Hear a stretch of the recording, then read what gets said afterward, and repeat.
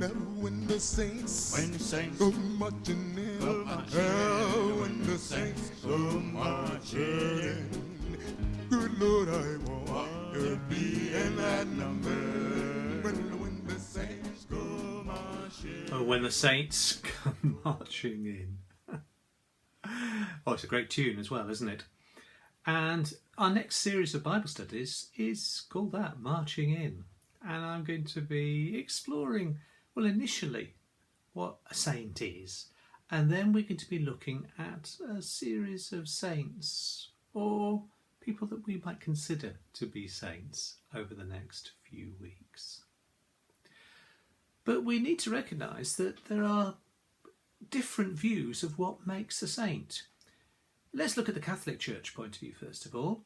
And the Catholic view is that saints actually have to be acknowledged by the Vatican.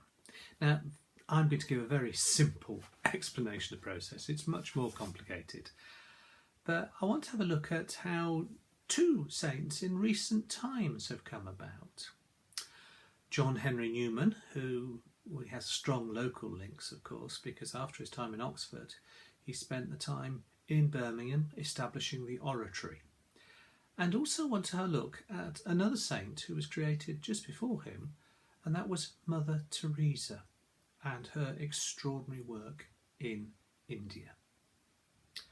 And in different ways, they represent some very important features of sainthood and saintliness.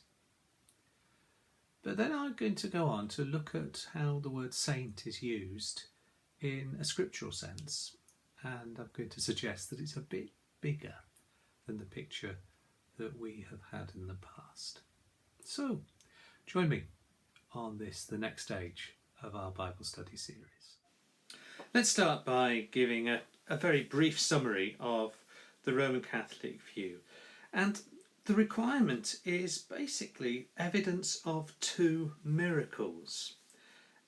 When you have the first miracle, then the person is beatified, and then the second miracle, and they're canonised and officially become a saint. It's all thoroughly investigated. In the case of John Henry Newman, there were two miracles that were ascribed to him because people had sought his help. They had prayed through the saints. They'd asked John Henry Newman to pray on their behalf. A lot of people have done this, but two people particularly offered prayer.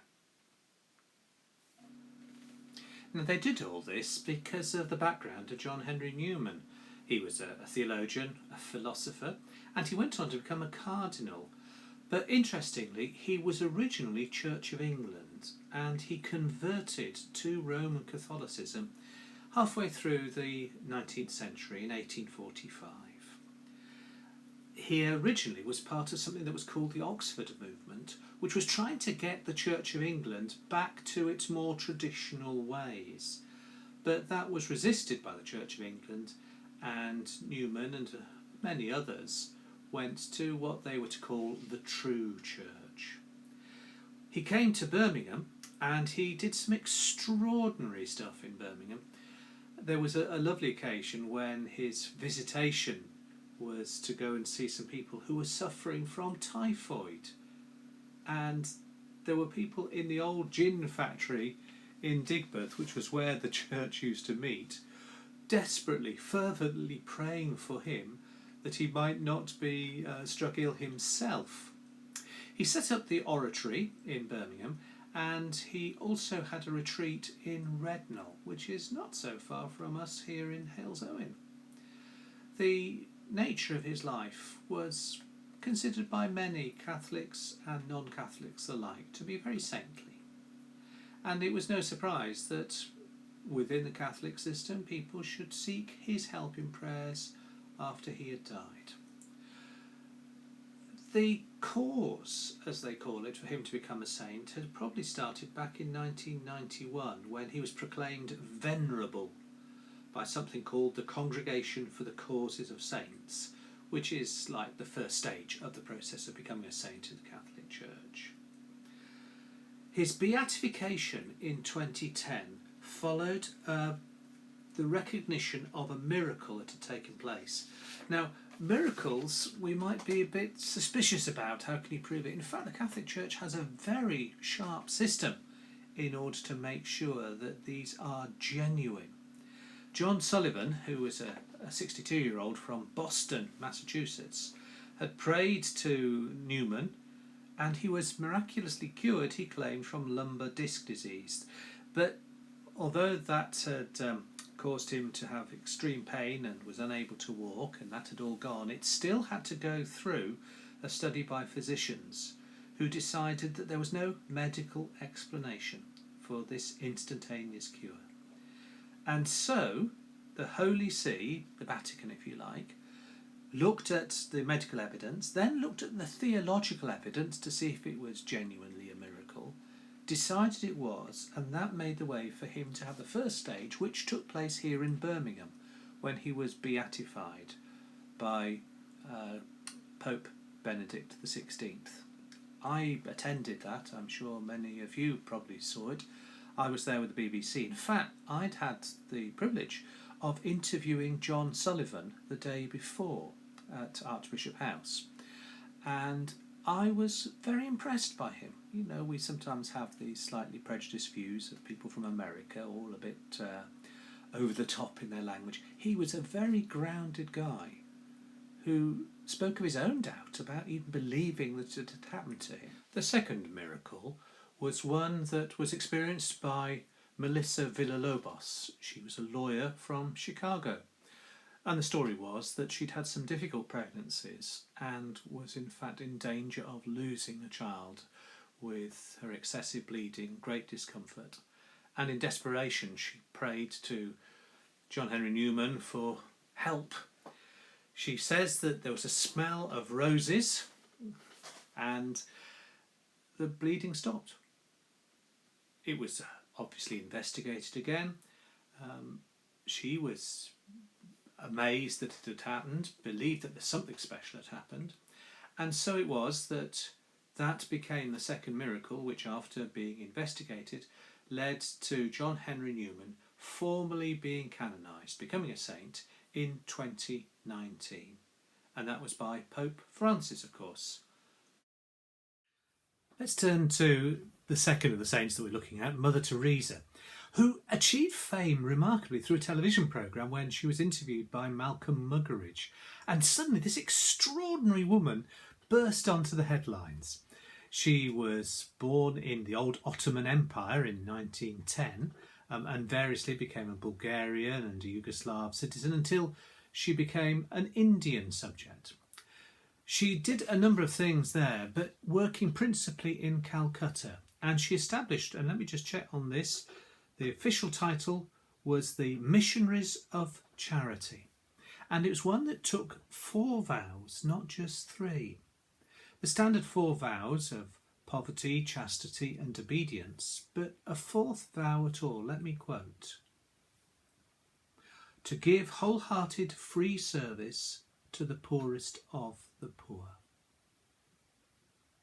A similar story again, although in some ways it's easier to see Mother Teresa as a saint because we've had evidence on newspapers and on the television of the sorts of things she did, and the fact that she did literally work with the poorest of the poor. She spoke to many leaders. She actually created some controversy, partly because of her views on abortion and contraception. She said famously, "I don't believe there is any such thing as an unwanted child, because I want it." She also had some dealings with the rich and the famous whose money had come from 1 or 2 strange activities, and she was criticised for that, although I think there were some people who just wanted to find fault with her. She went through the process, and in 2016 she too became a saint. And this principle of saintliness is one that I want to now take a little further, because I'm not convinced that you become a saint by going through the process of the Roman Catholic Church. It's not my intention to knock the Roman Catholic view of sainthood, rather to expand it a bit. There is a lovely hymn that was written in 1929, actually on All Saints' Day by Lesbia Scott. I remember singing it from the old green hymn book when I was a child. But it's in Baptist Praise and Worship. I sing a song of the saints of God, patient and brave and true, who toiled and fought and lived and died for the Lord they loved and knew. And one was a doctor, and one was a queen, and one was a shepherdess on the green. And they were all of them saints of God, and I mean God helping to be one too.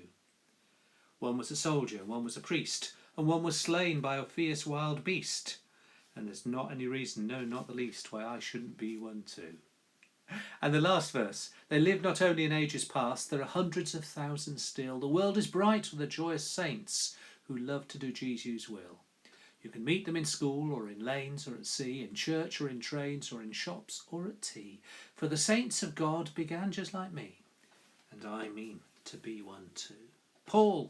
St. Paul, writing to his friends in Colossae or Philippi, addressed his letter to the saints at this particular place.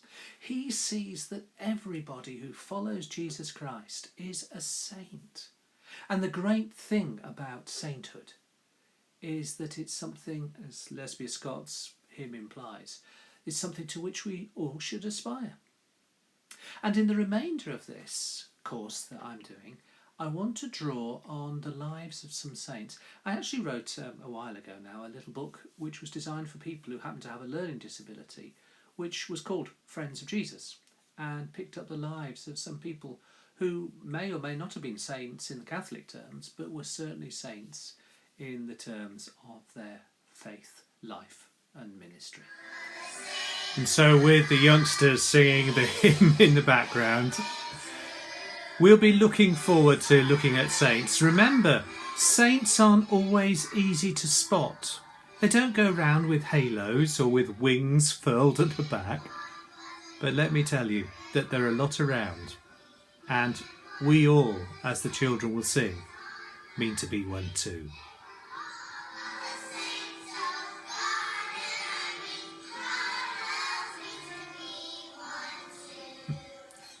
Bye-bye now. Take care. We'll see you next time.